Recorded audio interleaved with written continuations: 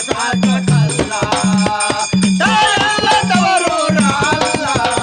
ನೋಡಿ ಹೆಣ್ಣಿನ ಮನಸಾಕಲ್ಲ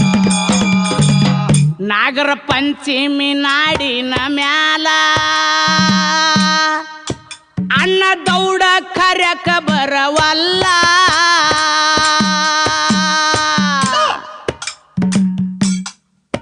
ತವ್ರ ಮಣಿ ಮ್ಯಾಗ ಬಾಳ ಹಂಬಲ ಏರಿ ನೋಡ್ತಾಳೋ ಮಾಳಿಗೆ ಮ್ಯಾಲ